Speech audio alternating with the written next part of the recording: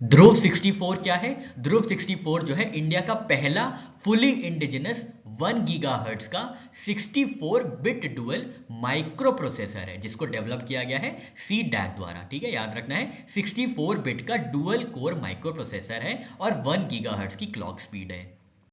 15 दिसंबर 2025 को अनाउंस किया गया है ध्रुव 64, जो कि इंडिया का पहला फुली इंडिजिनस माइक्रो प्रोसेसर होगा, जिसकी क्लॉक स्पीड है 1 गीगाहर्ट्ज और आर्किटेक्चर है 64 bit dual core. Developing agency कौन सी है? CDAC, centre for development of advance computing.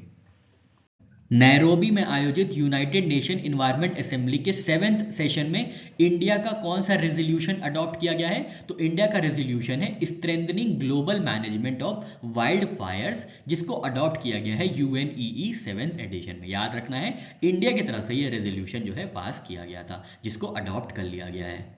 United Nations environment assembly के 7th सेशन, जिसको आयोजित किया गया था केनिया की कैपिटल नैरोबी में, वहां पे अडॉप्ट किया गया है इंडिया द्वारा sponsored strengthening the global management of wild fire नाम का रेजोल्यूशन। ठीक है, तो इतनी ही न्यूज इंपॉर्टेंट है, बाकी तो अब इससे और ज्यादा कुछ नहीं पूछा जाएगा।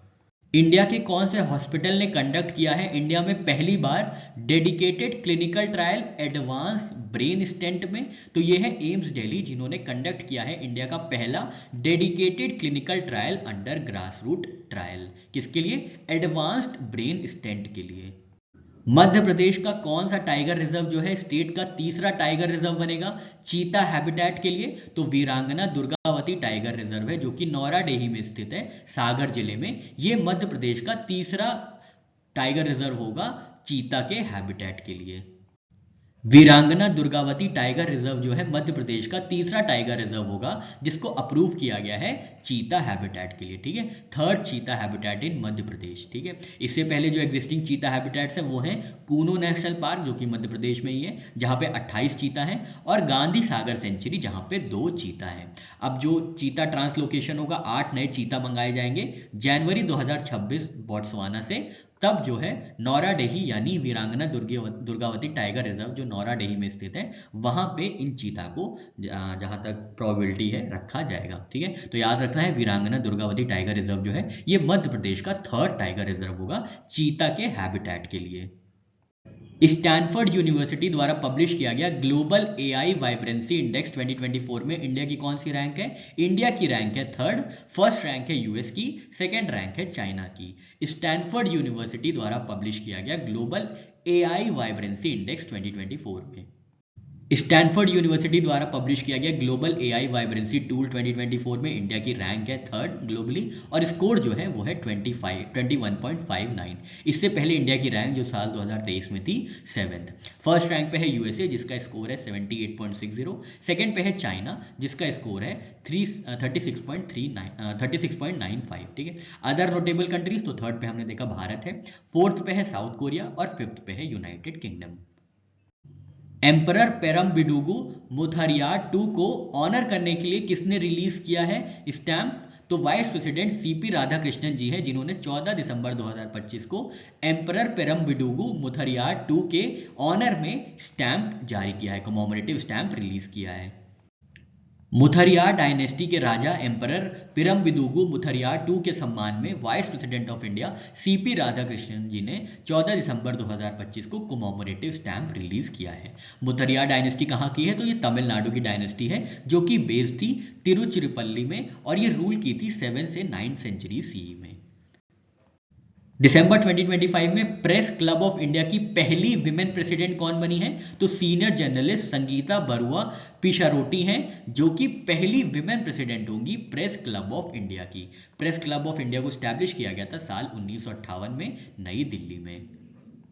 इंडिया ने किस देश को हरा के अपना पहला WSF स्क्वॉश वर्ल्ड कप 2025 जीता है? तो हांगकांग को हरा के जो है भारत ने जीता है अपना पहला WSF स्क्वॉश वर्ल्ड कप साल 2025 में। हांगकांग को हराया है फाइनल में 3-0 स्कोर से। WSF स्क्वॉश वर्ल्ड कप 2025 में जो चैंपियन रहा है वो रहा है भारत, और भारत का ये पहला टाइटल है WSF स्क्वॉश वर्ल्ड कप 2025 में। रनर अप कौन रहे? तो किसको हरा के जीता है? हांगकांग को हरा के इंडिया ने ये टाइटल जीता है। लास्ट में जो स्कोर था वो था 3-0 का in favour of India. WSF squash world cup को आयोजित किया गया था चेन्नई में। की इंडियन प्लेयर्स जो रहे हैं वो रहे हैं जोशना चिन्नप्पा, अभय सिंह और अनाहत सिंह। ये इंडिया का पहला वर्ल्ड कप टाइटल है।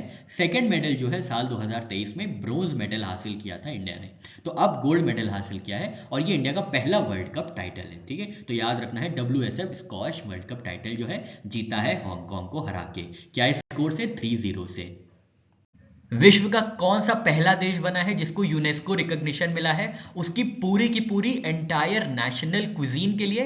तो ये कंट्री है इटली, जो कि पहली कंट्री बनी है जिसको यूनेस्को रिकॉग्निशन प्राप्त हुआ है एंटायर नेशनल क्विजीन के लिए। बहुत इंपॉर्टेंट है, इटली ये कंट्री बनी है।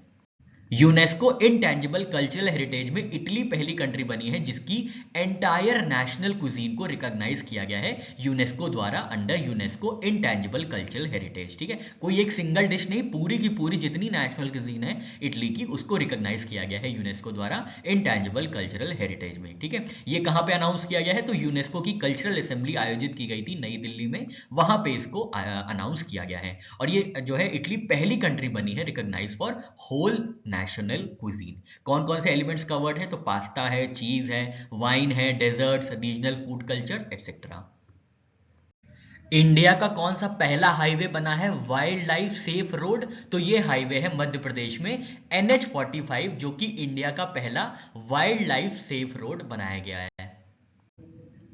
NH45 यानी नेशनल हाईवे 45, जो कि हिरन सिंदूर स्ट्रेच में पड़ता है मध्य प्रदेश में, जिसकी लेंथ है 11.96 किलोमीटर, वो जो है इंडिया का पहला wild life friendly national highway घोषित किया गया है या डिक्लेयर किया गया है। ये इंडिया का पहला eco sensitive wildlife friendly national highway design है। ठीक है, याद रखना है कहां पे? नेशनल हाईवे 45 मध्य प्रदेश में। यहाँ के आसपास जो वाइल्ड लाइफ एरियाज है वो है नौराडेही वाइल्ड लाइफ सेंचुरी और वीरांगना दुर्गावती टाइगर रिजर्व। तो ये भी याद रखिएगा कि आसपास इस NH45 के क्या क्या वाइल्ड लाइफ एरियाज हैं।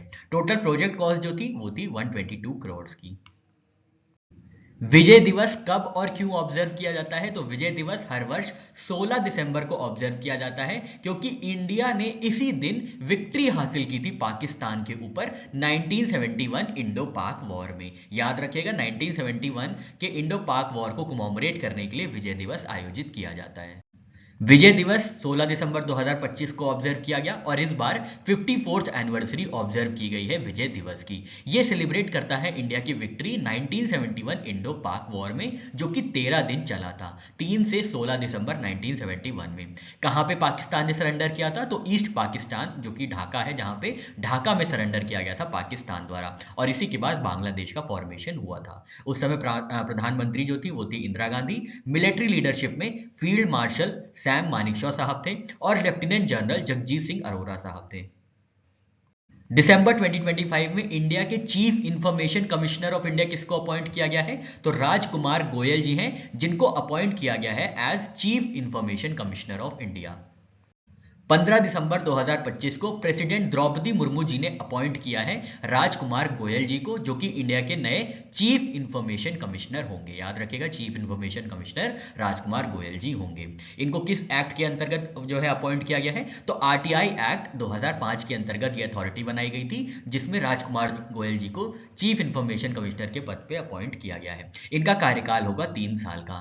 चीफ इंफॉर्मेशन कमिश्नर को अपॉइंट करने के लिए अपॉइंटमेंट कमेटी बैठती है, जिसमें प्राइम मिनिस्टर जो होते हैं वो चेयर होते हैं, उसमें यूनियन होम मिनिस्टर होते हैं और लीडर ऑफ ऑपोजिशन होते हैं। तो 3 लोग की कमेटी बनती है जिसको चेयर किया जाता है प्रधानमंत्री द्वारा। उसमें यूनियन मिनिस्टर होते हैं और लीडर ऑफ ऑपोजिशन लोकसभा होते हैं। ठीक है, CIC वैकेंसी की बात करें तो साल 2025 सितंबर 2025 में हीरालाल समारिया जी ने जो है CIC की जो पोजीशन है वो वेकेट कर दी थी, जिसके बाद राजकुमार गोयल जी नए चीफ इंफॉर्मेशन कमिश्नर होंगे।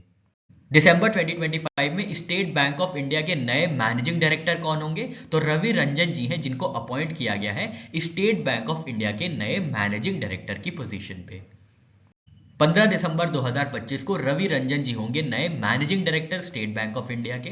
इनका कार्यकाल 30 सितंबर 2028 तक होगा और ये स्थान ग्रहण करेंगे विनय एम टोन्स का। विनय एम टोन्स जो है ये इनको सक्सीड करेंगे रवि रंजन जी। ठीक है, और प्रीवियस पोजीशन क्या है रवि रंजन की? तो ये डिप्टी मैनेजिंग डायरेक्टर रहे हैं SBI में, जो अब मैनेजिंग डायरेक्टर के पद पे आ गए हैं। National council of applied research के नए डायरेक्टर जनरल के पद पे किसको अपॉइंट किया गया है? सुरेश गोयल जी होंगे नए डायरेक्टर जनरल। कहां पे? National council of applied economic research में। National council of applied economic research, जो कि एक independent economic policy think tank है, उसके नए डायरेक्टर जनरल होंगे सुरेश गोयल जी। इनका कार्यकाल जो है शुरू होगा 5 जनवरी 2026 से, और ये स्थान ग्रहण करेंगे पूनम गुप्ता जी का, जिनका टेन्योर खत्म हो गया था अप्रैल 2025 में। ठीक है, तो याद रखना है सुरेश गोयल जी नए डायरेक्टर जनरल होंगे एनसीएईआर के। ICC player women of the month award नवंबर के लिए किसको चुना गया है? तो इंडियन क्रिकेटर हैं शेफाली वर्मा जी। इन्होंने जीता है ICC women player of the month award November month के लिए। याद रखिएगा, शेफाली वर्मा जी जो कि इंडिया की प्लेयर हैं, इनको सम्मान प्राप्त हुआ है ICC women's player of the month का नवंबर मंथ के लिए। ICC men's player of the month नवंबर 2025 के लिए किसको नेम किया गया है? तो साउथ अफ्रीका के स्पिनर है साइमन हार्मर, जो कि नेम किए गए हैं ICC men's player of the month for November 2025। ये साउथ अफ्रीका के ऑफ स्पिनर हैं साइमन हार्मर। दिसंबर 2025 में चेयरमैन कम मैनेजिंग डायरेक्टर कोल इंडिया लिमिटेड के किसको अपॉइंट किया गया है? बी साई राम है, जो कि नए चेयरमैन कम मैनेजिंग डायरेक्टर होंगे कोल इंडिया लिमिटेड के। इनका नाम है बी साई राम। 15 दिसंबर 2025 को मिनिस्ट्री ऑफ कोल ने अपॉइंट किया है बी साई राम जी को as new chairman cum managing director of Coal India Limited. ठीक है, और ये स्थान ग्रहण करेंगे संजोग कुमार झा जी का। संजोग कुमार झा जी जो है ये इनके पास एडिशनल चार्ज था चेयरमैन कम मैनेजिंग डायरेक्टर का।